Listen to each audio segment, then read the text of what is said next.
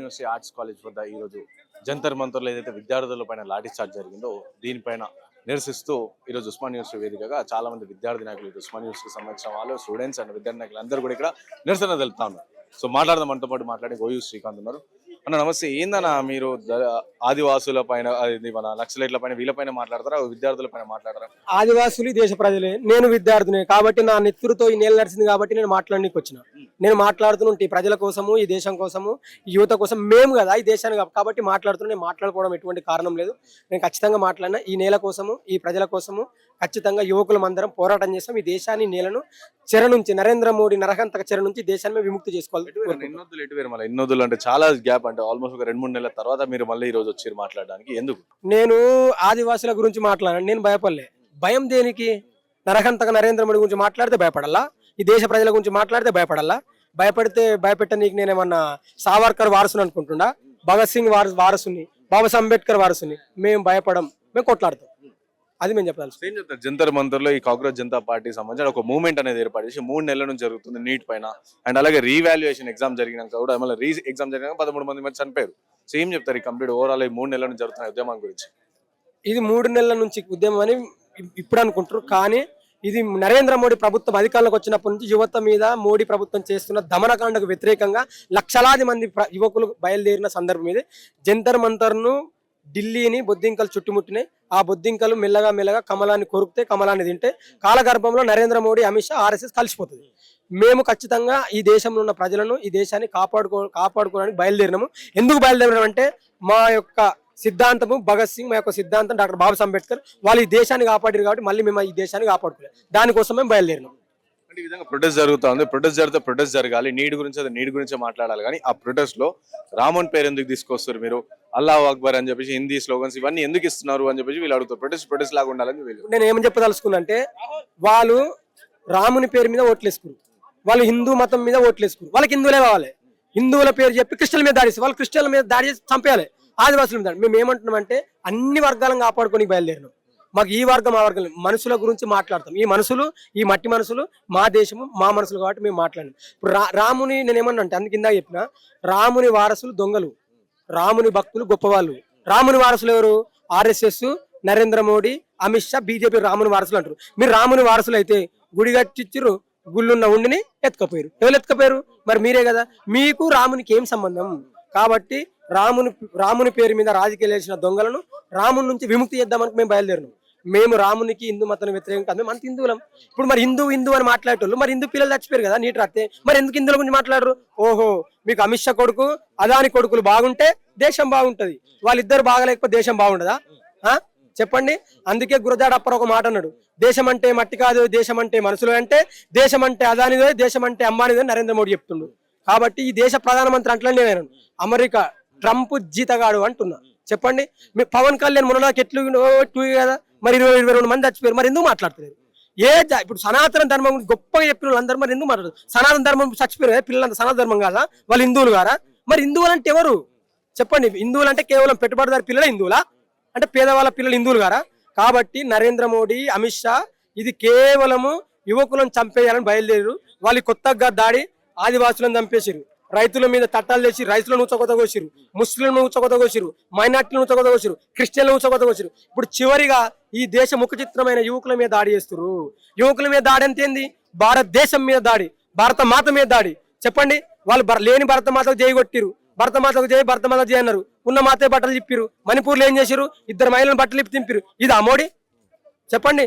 కాబట్టి నరహంతక నరేంద్ర మోడీ చేతిలో ఈ భారతదేశం బంద్ అయిపోయింది. ఈ భారతదేశ బందీ నుంచి విముక్తి చేయడానికి డాక్టర్ బాబాసాహెబ్ అంబేద్కర్ వారసులుగా, భగత్ సింగ్ వారసులుగా మేము బయలుదేరినాం. ఈ దేశాన్ని, ఈ ప్రజలను, ఈ సంపదను కాపాడాల్సిన బాధ్యత మా మీద ఉంది. అంటే విద్యార్థులు ఏదైతే చేస్తారు, జంతర్ మంతర్లు ఏదైతే ప్రొటెస్ట్ చేస్తారు, అందులో విద్యార్థులు కాదు, వాళ్ళందరూ కూడా మిస్లీడ్ చేస్తారు, డైల్యూట్ చేస్తారు. అందులో చాలా మంది పాకిస్తాన్ అలాగే చైనీస్ సంబంధించిన ఏజెంట్లు వాళ్ళందరూ కూడా ఇన్వాల్వ్ అయ్యారు. సో వాళ్ళందరూ దేశాన్ని విచ్ఛిన్నం చేసే ప్రయత్నం జరుగుతుంది అని చెప్పి కూడా చెప్తాను. ఇప్పుడు మాకు విచ్ఛిన్నం చేయడానికి మేము ట్రంప్ జీతగలమా? మేము ట్రంప్ సంకలు ఉన్నామా? మేము చిన్న పిల్లలమా? యూనివర్సిటీలో చదువుకున్నామా? బాబు నువ్వు డిగ్రీ సర్టిఫికేట్ చూపెట్టంటే చూపెట్టు, మాకు తెలియదు ఆ దేశమే కొరదు. ఒక మోడీ డిగ్రీ సర్టిఫికేట్ చూపిస్తాడా?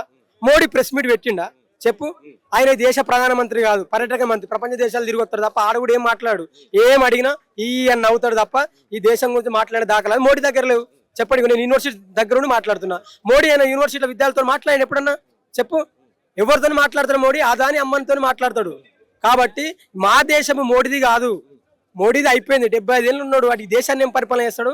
కాబట్టి మోడీ దాటుకోవాలి, మేము ఈ దేశాన్ని పరిపాలన చేసుకోవాలి. ఆయనకు మోడీకి అర్థం కాదు, నేను ఉద్యమాన్ని అణిచేస్తానంటుండు. తప్పది. విప్లవాల యుగం మనది, విప్లవిస్తే జయం మనది. చెరసాలను ఉరికొయ్యలు విప్లవాన్ని ఆపలేవు. ప్రతి నిమిషం పోరాడే ఈ దేశభక్తులమైన మా యువకులను కూడా మోడీ అమిత్ షా ఆపలేడు. నువ్వు ఖచ్చితంగా కాలగర్భంలో కలిసిపోతావు. నరహంతక నరేంద్ర మోడీ దిగిపోవాల్సిందే. ధర్మేంద్ర ప్రధాని మోడీ అమిత్ షా అందరూ రాజీనామా చేయాల్సిందే.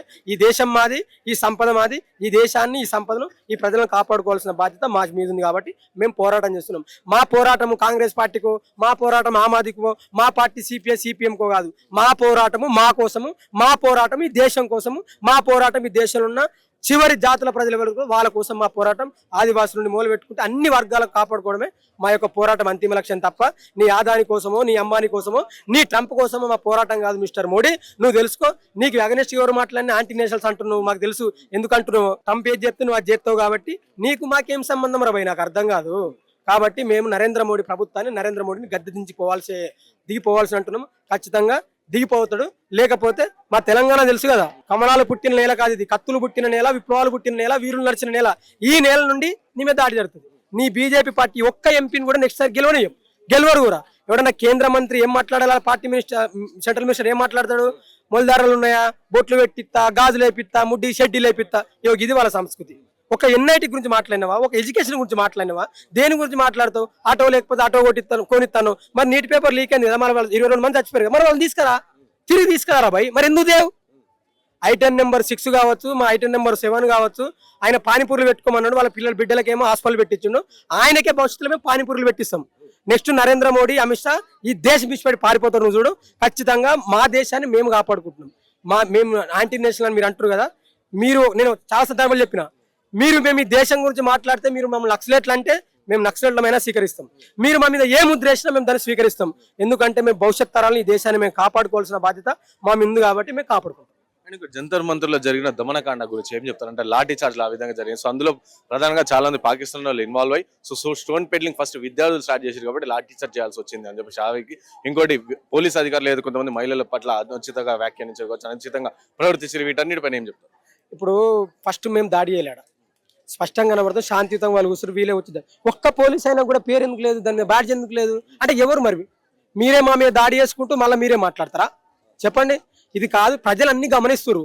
మోడీ ఏదో ఆయన మీడియా గుప్పెట్లో పెట్టుకున్నట్టు అనుకుంటున్నారు, కానీ ప్రజలు ప్రతిదీ కూడా గమనిస్తున్నారు. ప్రజలు ఖచ్చితంగా నరేంద్ర మోడీ అమిత్ షాకు గోరి కడతారు. ఇది కొత్త కాదు.